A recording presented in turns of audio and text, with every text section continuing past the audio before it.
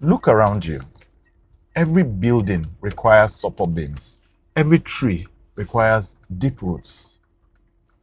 Every river flows from a source.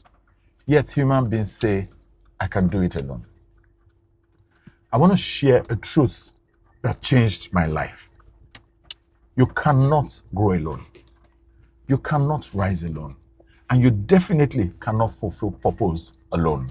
Every person that has become great and that will become great is held up by three types of people. Three: mentors, models, and mirrors. So firstly, mentors. Who are mentors?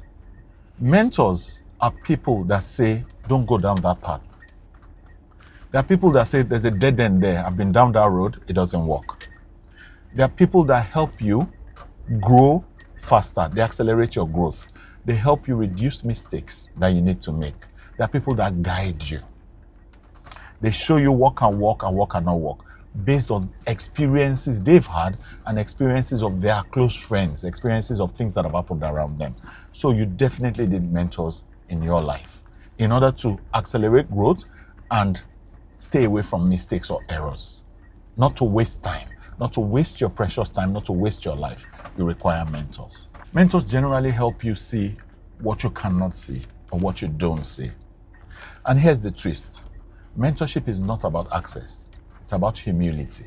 You just showing up saying, I'm humble, I'm ready to listen, I'm ready to learn. And you find mentors all around you. People willing to teach you, willing to help you stay away from mistakes, willing to help you accelerate your growth. Some mentors you would never see physically. Their books will mentor you. Their videos will mentor you. Sometimes their experiences is what will mentor you. You won't get to meet them physically, but they are still very relevant to your growth and very relevant to your life. Is there a significant difference between someone that has a mentor and someone that doesn't have a mentor?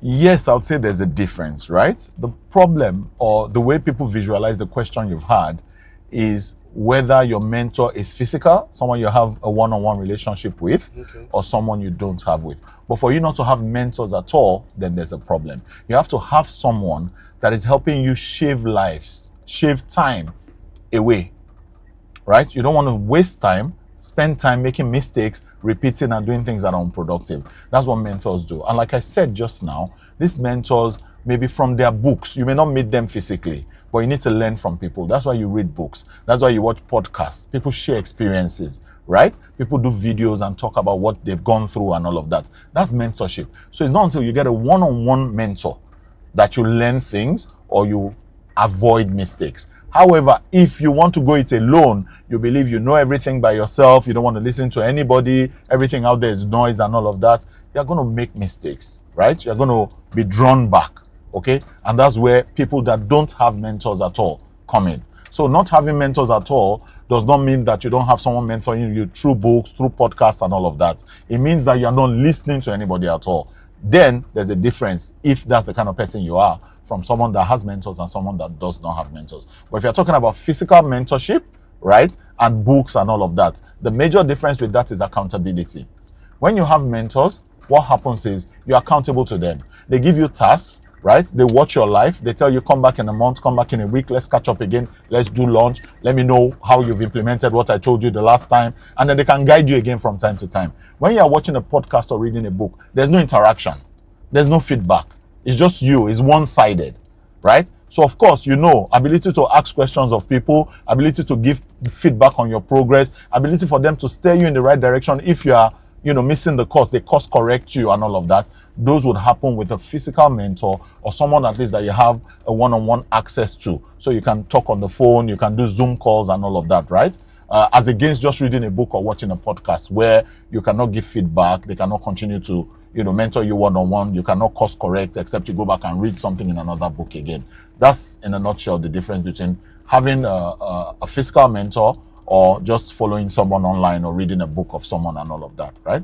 But I'll tell you what, if you are very disciplined I've had mentors that I just watched from a distance, people that set up banks in the past, you know, and I can call a few names of blessed memory, Taya Demioko, Esfola Diola. These were people that set up banks and changed the way banking was done from tally number days to current days. I'm sure a lot of us may be too young to understand what I'm talking about. But these guys were fearless and they were extremely smart. They revolutionized banking as we know it today. But beyond that, the discipline, the thoroughness that they brought to their work, the care and compassion for their staff, just the way they did things differently was something that changed my life. Just watching them from afar, you find them resuming their work at 7 a.m. You know, these are CEOs coming to work before everybody else. They are there.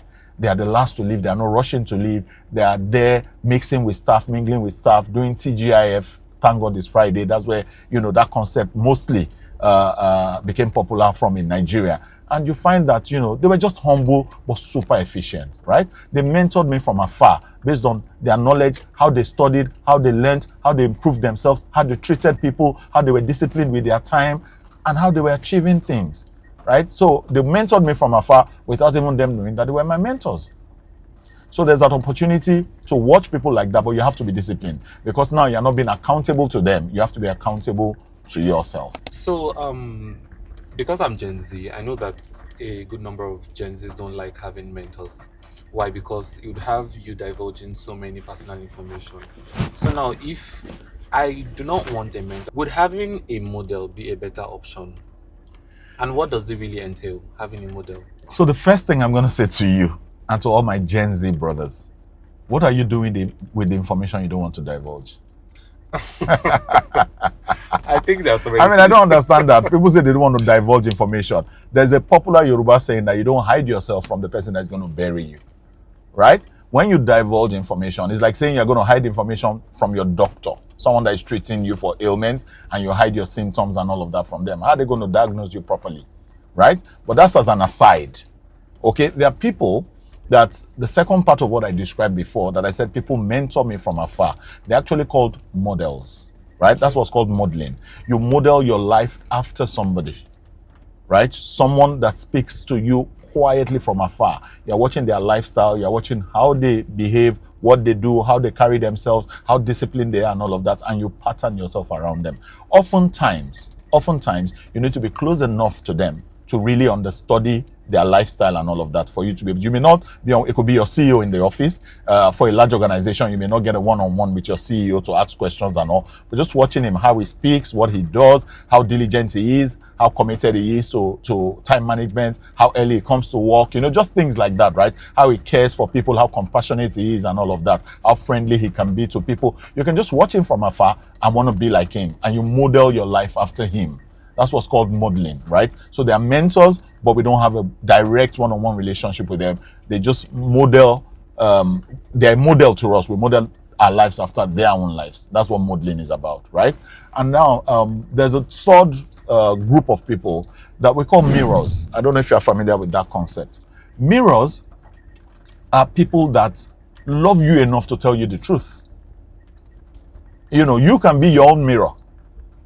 But there are also people that are close enough to you, love you enough, they could be your friends, you know, that can tell you the truth. They are like your mirror. When you look in the mirror, you see the truth. You see yourself, how you really are. No Photoshop, no anything. It gives you the truth. And there are people like that that course correct you. They are not higher than you. They are not your mentors. They are not people you look up to.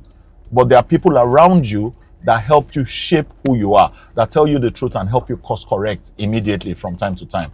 But you have to be open to want to hear the truth. You have to be open to want to listen. You have to be open to correction. You have to be open to course correction. When people tell you, oh, I think you didn't do this right, I think you were this, don't argue back.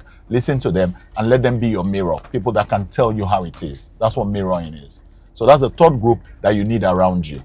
Right? And like I said, you can be your own mirror. If you do a lot of introspection, right? If you do a lot of telling yourself the truth, reviewing your own day, saying, oh, I messed up there. Oh, I disappointed myself there. Oh, I shouldn't have done things that way. Then you are being a mirror to yourself. You are telling yourself the hard truth and you are changing, not just telling yourself for the sake of telling yourself, but changing your behaviors, your mannerism, your commitments, your time usage, and all of that from that. That works as well. So you can be a mirror to yourself. Others around you, your friends, your family, and all of that can be a mirror to you to help you improve your life as well. So what do mirrors do? They help you see blind spots, spots that you don't see. They challenge you, and they challenge your excuses you give yourself. Oh, well, I was tired today. Oh, this happened and all of that. They challenge you're better than this. You can do better. No, these excuses are not valid. No, I'm not going to listen to that, right? That's what mirrors do for you. That's exactly how they act and what they do for you, right? Mirrors essentially hold you accountable, and that's good for you. So where you have a model, it's always good to have a mirror as well. Because with a model, you're not accountable to anybody. Nobody's talking to you one-on-one. So if you're looking up to a model, modeling your life after them, then you need a mirror around you that you're accountable to, at least someone that calls you out when you're sleeping away from the path that you've said you're going to toe. Like I said, everyone needs that one person in their life who can look you straight in the face and tell you, my brother, you're better than this. My sister, you can do better than this.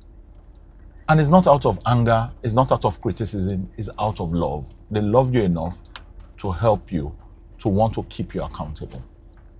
And that's what mirroring is about. Because your destiny requires truth, not flattery. So hear me clearly. If you look around you and you can't find mentors, models, or mirrors, you are actually walking alone. And purpose, real purpose, was never designed to be done alone. So take a moment after this video, write down the people in life that guide you. Put them into those buckets of models, mentors, and mirrors, and see whether you're accountable to them and how much value they're adding to your life.